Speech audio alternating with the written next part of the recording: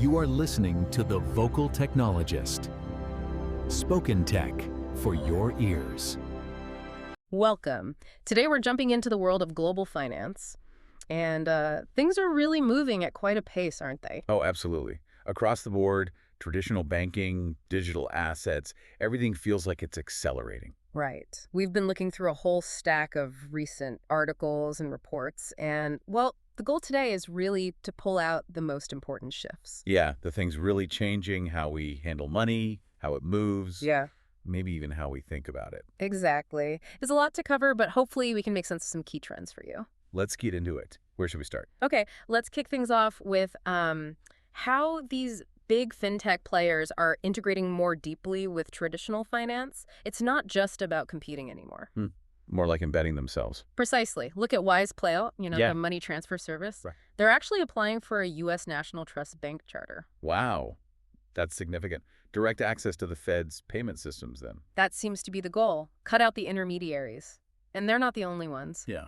Who else? Ripple. From the crypto world. They're also going for a national banking license and a Federal Reserve master account. Okay, so bringing their stablecoin, RLUSD, under federal oversight, and maybe more. Looks like it. Expanding your services. It feels like they want to own the core infrastructure. That's what's fascinating, I think. It's not just about using the system anymore. It's about controlling parts of it. Yeah. Like that FinTech increase, founded by Stripe's first employee. Oh, right. I saw that. They didn't just partner. They actually acquired Lead Bank's balance sheet and their tech. Exactly. To build what they're calling an infrastructure bank. It's a clear signal, isn't it? It really is. Fintech's going from renting services to becoming, part of the foundation. It feels like a fundamental shift. A definite power shift, yeah. Okay, so if that's building on the existing roads, here's where it gets really kind of mind-bending. Yeah. Tokenization. Ah, yes. Moving assets onto the blockchain. And Robinhood is making a huge play here. They're launching their own chain. Their own chain. Okay. Yeah. And offering tokenized stock trading. It's starting in the EU for now, but think about it. Blockchain versions of public stocks, even private equity like OpenAI. Tokenized OpenAI shares. That's ambitious. Isn't it? The problem is 24/7 trading, truly global access. It almost sounds futuristic. Well, connecting that to the bigger picture, this whole push for native tokenization, the aim is basically to replace the old financial plumbing entirely. Replace it. So no more traditional exchanges or settlement systems eventually. That's the grand vision. Ownership, custody, governance, all happening directly on the blockchain. Transparent, fewer intermediaries. A massive undertaking. Definitely. And it's not just stocks. Look at Airwallex. They're building stablecoin infrastructure specifically for global payments. Right, blurring the lines between fintech and crypto again. All aiming for faster settlements, lower FX risk. It touches businesses, individuals, everyone who moves money internationally. Okay, so we've got fintechs buying banks, assets moving onto blockchains. What does this actually mean for, your everyday financial life? Well, here's a really concrete one. Your credit score. FICO. Yep, the FICO. They're changing their scoring models to include buy now, pay later loans, Thinkific, Klarna. Wow, okay. So using BNPL could actually impact your ability to get a mortgage or a car loan now. Directly.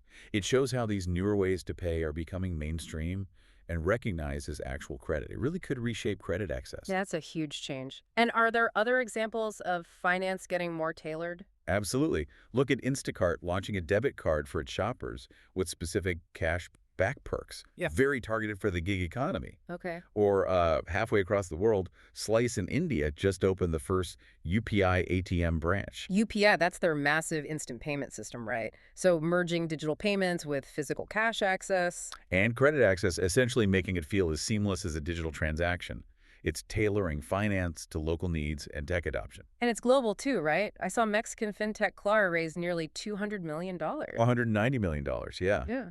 To expand and get a banking license there too, it's happening everywhere. So when you pull all this together, the regulatory integration, the tokenization push, these shifts in credit scoring, it really does feel like the boundaries of finance are being redrawn. Completely. It begs the question, doesn't it? How does all this reshape things fundamentally? It's clear things are evolving incredibly quickly. We've talked about fintechs becoming banks, stocks potentially living on blockchains, even how you pay affecting your credit score in new ways. Yeah, a lot of change happening simultaneously. So maybe the thought to leave you with is this.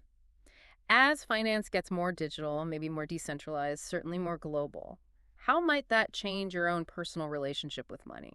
Hmm. What new opportunities might pop up for individuals? Or perhaps what new challenges? Definitely something to think about.